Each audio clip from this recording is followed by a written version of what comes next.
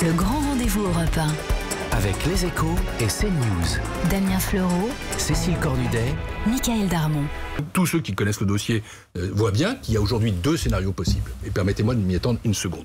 Le premier scénario, c'est que, regardant les conséquences extrêmement dommageables pour l'économie britannique d'un Brexit sans ordonnancement, finalement, on revient à l'accord, on lui donne des interprétations, et donc à ce moment-là, la vie continue. Et il y a une période transitoire qui s'ouvre pendant laquelle, par exemple, sur le plan des douanes, il n'y a pas de changement.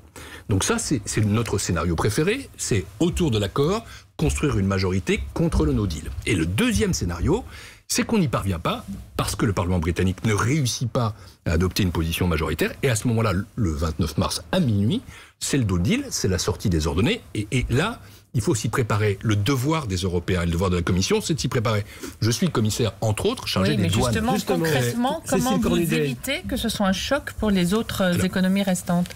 Et surtout, il faut qu'il y ait de l'ordre.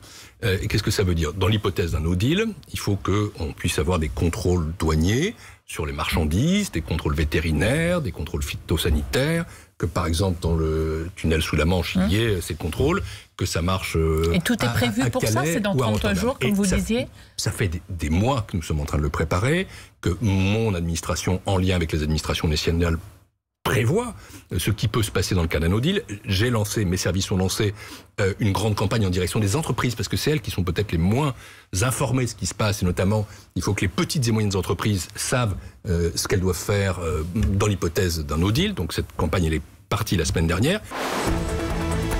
Le grand rendez-vous Europe 1. avec Les Échos et CNews. Damien Fleureau, Cécile Cornudet, Michael Darmon.